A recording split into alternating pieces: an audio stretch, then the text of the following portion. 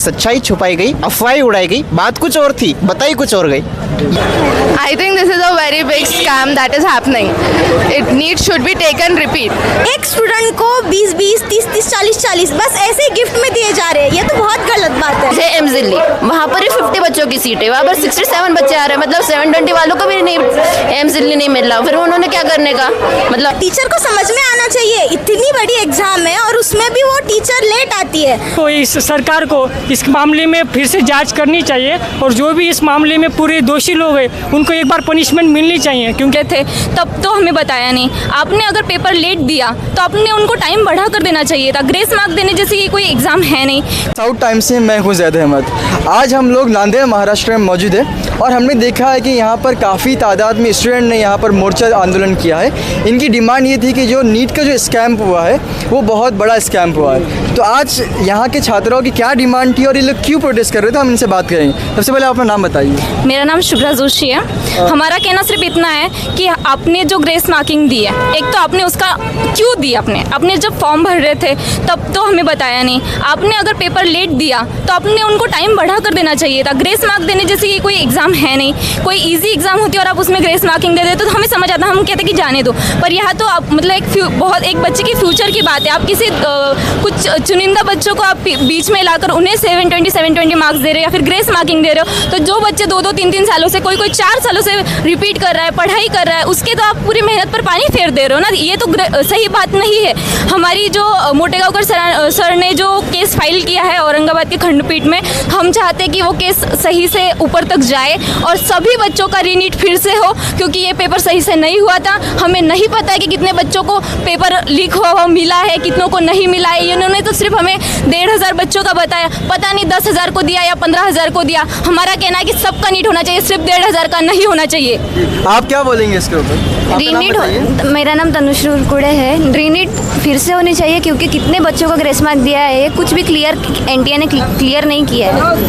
आप बताइए जो नीट का जो इतना बड़ा स्कैम हुआ है, इसमें हमने देखा कि 700 में से 720 में 720 मार्क्स मिले हैं। तो क्या ये पॉसिबल है? 67 बच्चों को जो मिले हैं, ये पॉसिबल है? अब देखिए, एक ही सेंटर से अगर 6-8 बच्चे 720 में से 720 ला रहे तो कहीं ना कहीं पर तो मामला घोटाला का ही है।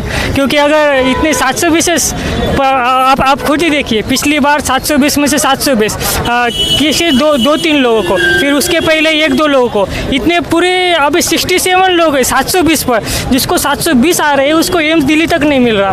और बाकी के जो मेहनत करके बच्चे लाए एग्ज़ाम में मार्क्स, उनको अभी जो जीएमसी को अभी बढ़िया से लग जाती है, उनको अभी सेमी तक नहीं मिल रहा। और जो इसके लायक ही नहीं है वो अपने पैसे देकर क्या पता नहीं क्या किया उन्होंने, और उनको अभी अच्छे से बढ़िया से कॉलेज में एडमिशन हो रहा है जो कि वो डिज़र्व ही नहीं करते। और जो डिज़र्विंग बच्चे खुद रात दिन रात मेहनत करके उनके माँ बाप ने एक पैसा जोड़ के उनको जो यहाँ तक पहुँचा है, इस स्कोर तक, उनको भी आप जीएमसी नहीं मिल रहा। तो इसमें कहीं ना कहीं तो एनटीए की मानो या फिर जो भी उनके पीछे हाथ है सबका, उन सबकी गलती है। तो मेरे हिसाब से सबको फिर से एक बार कानून को, इस सरकार को इस मामले में फिर से जांच करनी चाहिए और जो भी इस मामले में पूरे दोषी लोग हैं उनको एक बार पनिशमेंट मिलनी चाहिए। क्योंकि अगर आप नहीं मिले तो कहीं ना कहीं अगली बार भी यही होगा, सेम ही होगा। आप आपका नाम बताइए। जी, मेरा नाम साहिल शिंदे है, मैं आरसीसी का स्टूडेंट हूँ।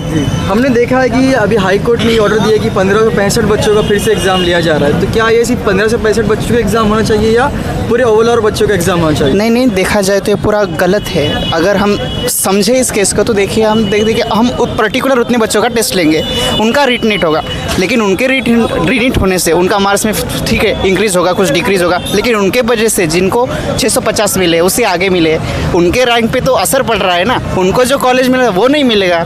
यहाँ पे पूरा अभी जो देश में चल रहा है उससे बहुत सिंपल सी बात है, सच्चाई छुपाई गई, अफवाहें उड़ाई गई, बात कुछ और थी, बताई कुछ और गई, यही चल रहा है।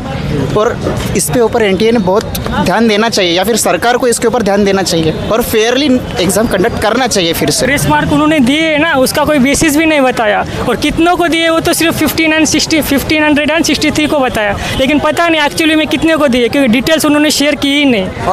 और एक केस है ये पटना का साइड का, वो लड़की 12th में फेल हो गई, फिर भी उसको नीट में 720 आए। केस है ये। आप अपना नाम बताइए। मेरा नाम समृद्धि राहुल ढोले है। तो आज जो आप लोगों ने प्रोटेस्ट किया है तो इसका क्या डिमांड क्या है आप लोग? हमारा डिमांड ये है कि नीट्स वाले स्टूडेंट को जस्टिस मिलना चाहिए।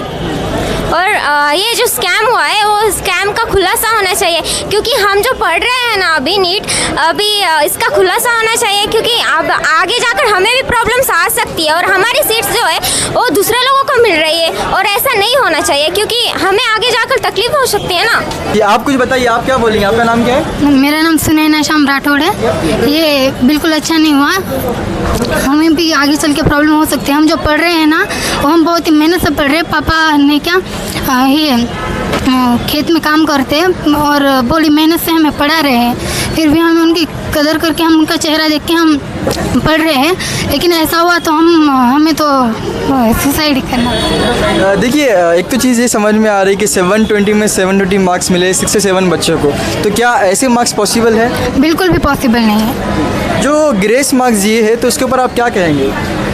ये तो चीटिंग से हो सकता है और कुछ नहीं। टीचर को समझ में आना चाहिए, इतनी बड़ी एग्जाम है और उसमें भी वो टीचर लेट आती है और फिर ग्रेस मार्क बढ़ते हैं। आप अपना नाम बताइए सबसे पहले। गुंजन भोसले। कौन सी क्लास में है? 12th। हमने देखा है कि आज नांदेड़ में जो तमाम ट्यूशन वाले मिलकर एक बड़ा प्रोटेस्ट कर रहे हैं, तो इसकी क्या वजह है और आप लोग की क्या डिमांड है? पहली वजह है हमारी जो भी स्कैम हुआ है नीट के एग्ज़ाम में वो पहले खुलना चाहिए, मतलब पूरा स्कैम बाहर आना चाहिए। जिन लोगों ने ऐसे नीट के बच्चे, अब कुछ जो होते हैं जो फार्मर के बच्चे होते हैं, अलग अलग बहुत गरीब लोग होते हैं। मैं खुद एक फार्मर की बेटी हूँ, तो समझ में आता है। और इन सब स्कैम्स की वजह से हम लोगों को सीट भी नहीं मिलती, हमारी सीट किसी और को चली जाती है। ये बहुत गलत बात है। सरकार ने इस बात को अच्छे से समझना चाहिए। जो हमें मतलब हमारी अभी तक एग्ज़ाम नहीं हुई है, अभी हमारी है अगले साल, हमारे साथ भी यही हो सकता है, इसलिए हम भी यहाँ पे प्रोटेस्ट के लिए आए हैं। तो ये जो ग्रेस मार्क जो दिया है एनटीए ने, तो इसके ऊपर आप क्या बोलना चाहेंगे? ये तो बहुत ही गलत है। पहली बात तो एक स्टूडेंट को 20-20, 30-30, 40-40 बस ऐसे ही गिफ्ट में दिए जा रहे हैं, ये तो बहुत गलत बात है। और मेरे साथ और भी कुछ छात्र यहाँ मौजूद है, हम कुछ छात्राओं से बात करें। क्या डिमांड है मैम आप? नीट का पेपर फिर से होना चाहिए क्योंकि पेपर लीक हो गए हैं। तो ये क्या लगता है आपको, क्या क्या घोटाला हुआ है इसमें? क्योंकि क्वेश्चंस बहुत सारे फेल गए, क्योंकि सब बच्चों को 720 मिलेंगे और वो कड़ी मेहनत करते हो, उनका क्या होगा? इसके लिए फिर से नीट का पेपर होना चाहिए। आप क्या बोलेंगे? आपका नाम बताइए। मेरा नाम वेदिका है। कौन सी क्लास में है? हम अभी हमारा 12th स्टार्ट हुई है।